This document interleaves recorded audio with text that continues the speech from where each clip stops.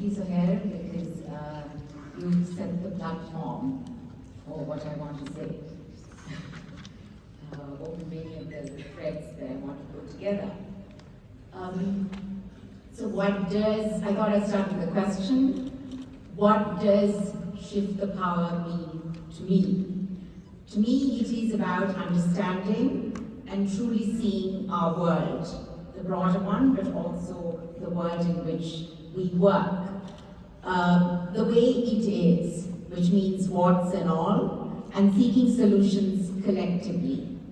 How we understand our world might be viewed as radical. Even, this summit, the conference, might be seen as radical.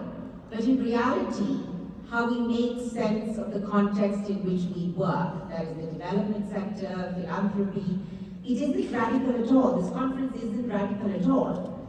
Yet, it is often labeled as radical, because radical is a term which is used to evoke fear, with the aim of countering mobilization for structural change.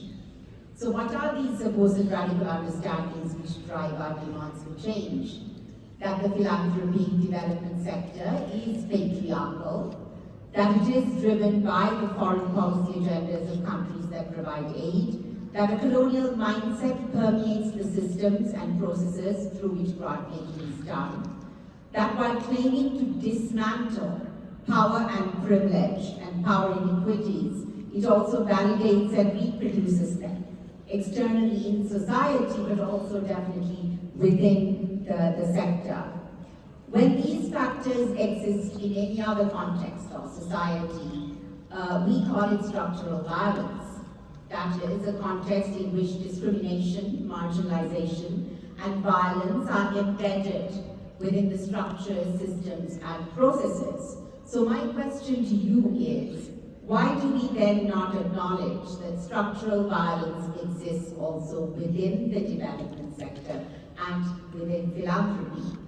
A 2010 study by the Foundations for Peace, which is a network of local grant makers, said that despite some successes in reducing poverty in some places, the new aid architecture has helped to create a global development industry that may not be fit for purpose. So why is this statement still relevant? Because the discourse on and the practice of development aid conveniently sidesteps or avoids or reframes issues of inequality and power disparities. The language we use or choose not to use results in problems being hidden rather than being brought into focus. For instance, do we now even use the term social justice? Some find that radical. We use human rights, but apparently even that is too radical for some grant makers who ask us to use terms like Millennium Development Goals and then the SDGs. We are constantly trying to repackage equality, social justice, and human rights in palatable ways or morsels, which we think will be acceptable to those in positions of power. But what we end up doing is depoliticizing and dehistoricizing discrimination, injustice, and violence, which is exactly what those who wield power want. Shifting the power requires acknowledging we live in a world of contradictions and paradoxes. For instance, at the macro level, foreign aid is viewed as an integral part of enabling peace and conflict transformation. Because in many countries, states, which have the duty to be the protector of rights, are often the violators, and they do not support any human rights or social justice work. But it is undeniable, that development aid also adversely impacts deeply divided societies in ways that exacerbate conflicts and deepen existing cleavages. This I know through my own experience in Sri Lanka. So at the micro level, the very existence of the organization of which I am a part, which is the Neelan Tiruchelvam Trust in Sri Lanka, our existence itself, in a way, is a paradox. The fact that the trust exists means that we too are part of the hierarchical, privileged, inequitable ecosystem consisting of philanthropy and grant makers.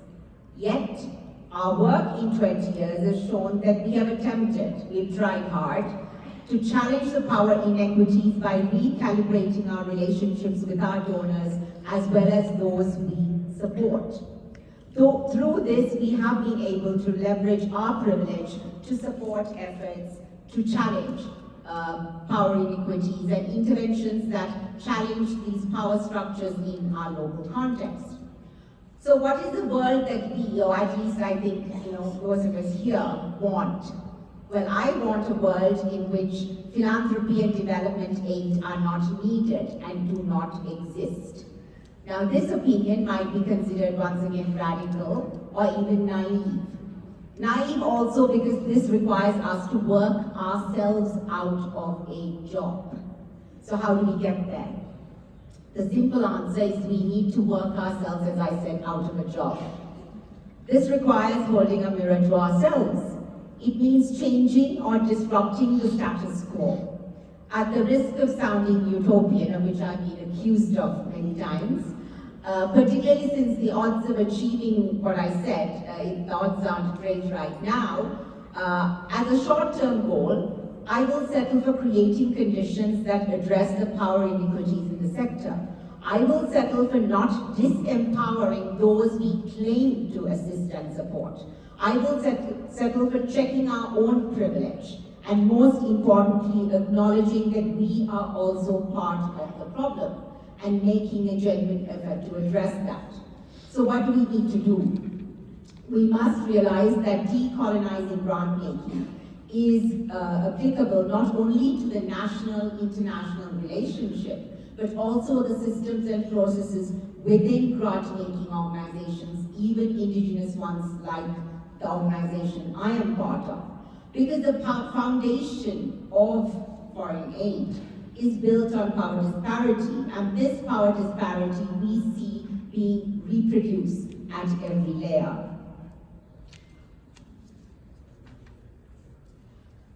Additionally, what we also need, and this coming from South Asia, I cannot stress this enough, is decolonizing the mindset.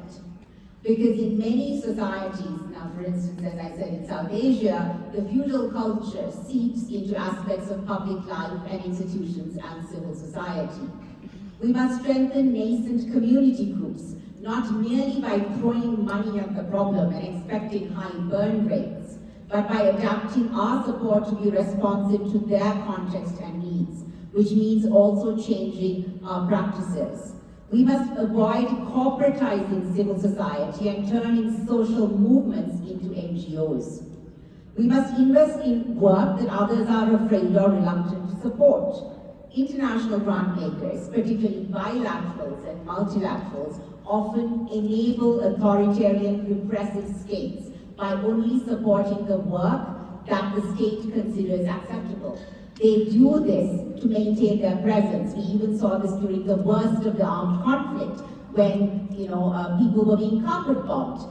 Similar to Gaza, we had hospitals being shelled. We had aid not being sent into the conflict areas. Now we see it in the form of militarizing policing, supporting war on drugs globally. This is harmful rather than helpful. At the Neelan Tiruchelvam Trust, we also tried to erode the power of gatekeepers and the monopoly of large organizations by helping small community organizations gain access to spaces, national and international spaces, which they previously were not able to access. In order to be accepted, we also find, in order to be accepted by the Global Grant Makers Club, what we find is that smaller or indigenous organizations, they feel the pressure to adhere to processes that are inequitable and thereby reproduce the dysfunctionalities for which we critique international donors. Mimicking international donors leads to what I call trickle-down inequality in the guise of achieving social justice. It is also critical to change the way people view and engage with authority and power, the way they engage with the state. Because if we want to work ourselves out of a job, we need to support efforts to hold power structures accountable, including within our own organizations. The questions we must ask is, are philanthropic organizations, grant makers, dismantling unequal power structures, or are they enabling and perpetuating them? Often the latter happens because it helps their own survival, particularly in authoritarian and repressive contexts. A more difficult question is, what can we do to incentivize the dismantling of power structures, including within our organizations, within the sector, and within broader society? Or is it even possible to incentivize it, where the sector donors have to lose so much power?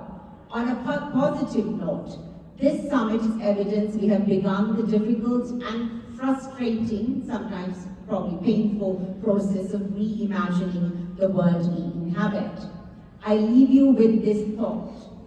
To effect social change, you have to cede power, not seize power. This requires us to check our privilege and the power inequities we initiate, enable, and perpetuate. We need to constantly interrogate and review our own institutional systems and processes, both macro and micro, and be willing to change. This sounds simple, but as we have learned from experience, this is it's often the most difficult thing to do. Thank you.